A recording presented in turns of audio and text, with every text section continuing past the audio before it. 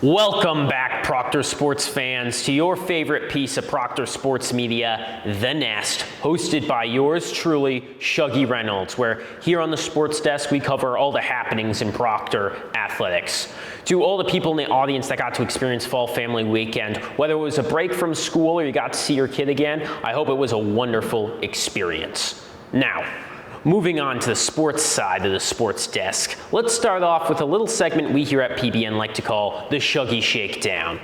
And we're just gonna, give you the shakedown of all the things happening here at Proctor Academy on the athletic sides. Now, let's start off with volleyball.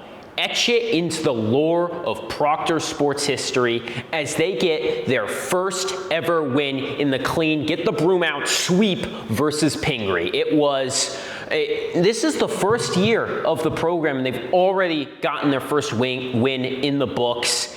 And the program the future's looking bright. It's only going to go up from here. It was really good seeing it was 3 competitive sets. Pingree wasn't a bad team at all, and Proctor outplayed them for 3 whole sets. And in the sweep, it was impressive playing, and as the coaches get more familiar with the sport and as the players get more familiar with the sport, because reminder, this is some of the players' first times, it's only going to get better, and that's what I'm excited to see about volleyball.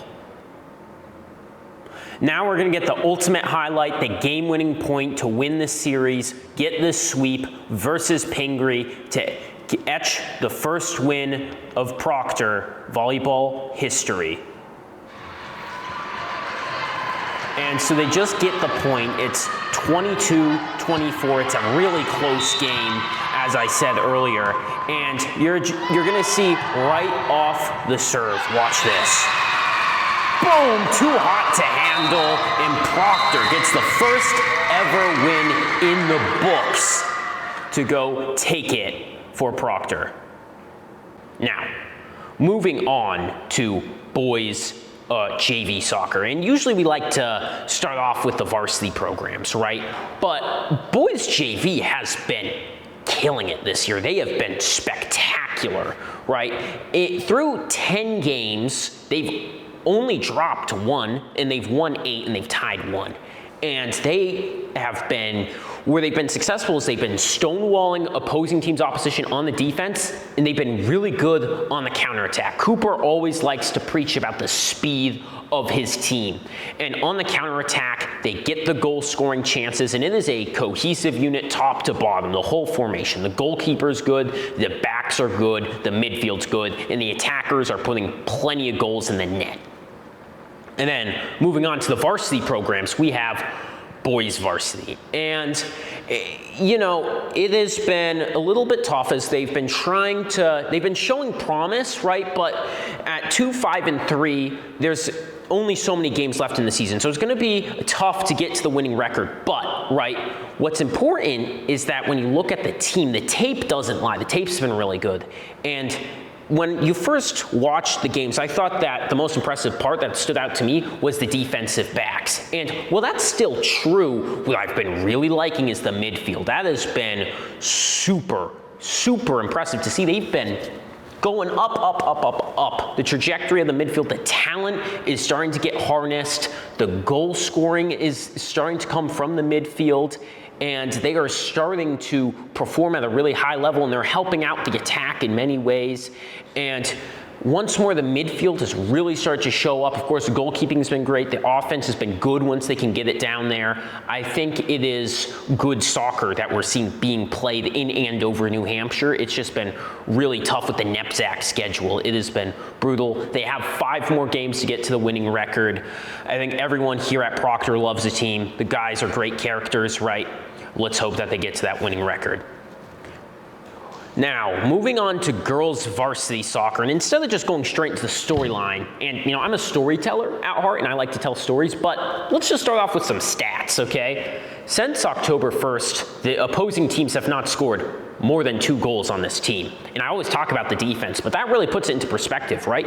They haven't put up more than 2 on this team because they keep on stonewalling. And the scheme that Kyle and Ellie employ, they have these tight games, because the other important end of that stat too is they haven't scored more than 2 goals, right? And that's because they don't want to give up much on the counterattack, right? They don't want to be putting the ball in harm's way, moving it up the field, dink and dunk it up the field.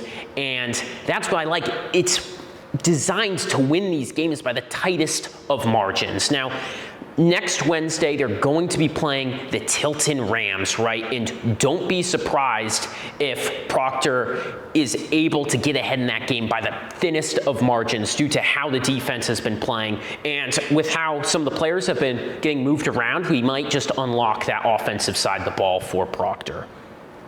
Now, this next team is the story of the sports season for me at Proctor. It's the field hockey team, right? They started out 0-4, but now they're 6-5-1. That is an incredible turnaround, and they have been hot. And what I like about it is they're able to score, right?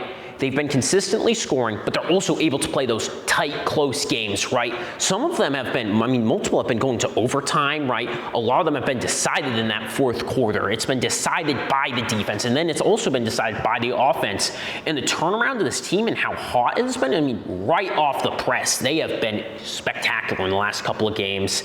And they keep on putting goals in the back of the net. And field hockey is a low-scoring game, and they're consistent. They found their groove, and it's been good to see, right? And they're going to keep on. I believe this is the team that's going to be stacking a lot of wins up until Holderness weekend, where they're going to have that climactic matchup against them. And then having a look at the goal that really turned around the trajectory, and roll the clip here, right? It's going to be, you'll watch it, right? Late in the game, Proctor needs to get a goal here in order to send the season going, keep the hot streak alive, driving to the net. And right here, you witness the moment where the season turns around, and they've been red, white, hot since. And you're going to see here Fall Family Weekend overtime versus Brewster Academy.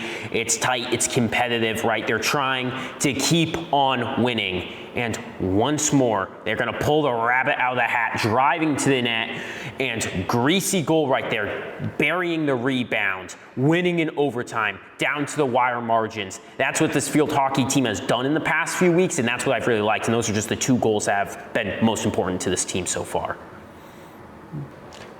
And then next, the program that we haven't covered until this sports desk, and that is the cross-country team. And first off, I just want to talk about how spectacular their performance on not the track, but the race course has been, right? They have been fast, and they have the stamina, right? The coaching's good. They don't just burn out in the first 5 minutes. They've been getting top places, like the individual players have been getting top finishes, but also the team as a whole, which might just be even more important. In all their races, they're finishing top 10. They have players finishing top 10. But the score sheet isn't exactly what I want to focus on here, right? Last season, they had 4 people on the team. This season, they have 20. And everyone I talk to, they love the cross-country team. They talk about how fun it's been, right? And the turnaround of the program is they now have all these kids that love cross-country now, that they love the team. And that's what I like about it, right? That's the storyline I want to focus on, not just how spectacular they've been in the standings, but also how fun the team has been as a whole. And we're going to get a visual here of what these cross-country runners have been up to. It's the New England Championships held here in Andover, New Hampshire, Proctor Academy ski area, 3 miles. Let's see the video right here. And it's a great visual. Not only do you get to see the landscape, but also colors, bibs from every single school. And these are just a bunch of great athletes. They're running for 3 miles, I believe, is the high school time. And so the one nice thing I will say, while your legs are burning and your lungs are working overtime, is you get to see orange, green leaves, grass, maybe talk to the fella next to you. And it really is a great performance here. Where are the Proctor people? Oh yeah, they're up at the front. They're pretty good at this, you might know. And they keep on running, and look at how fast they're going. And they're maintaining the speed for a long time, right? 3 miles. They're going forever and ever and ever. Or at least that's what it feels like when you're running it, or so I've been told by the runners.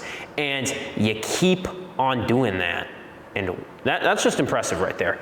So you look at what they're doing, and there's some tactics to it, you know, like 30 seconds you sprint, and then 15 seconds you stop. And there's a lot more depth to cross country than people realize, but that's just a little visual of how the runners are doing. I want to thank you all today for listening in to the Proctor Sports Desk. I want to thank all the people behind the scenes at PBN that have helped me, given me this opportunity, everyone at Communications that has given me advice on what to do, and I hope you join us again next week at the Proctor Broadcasting Network.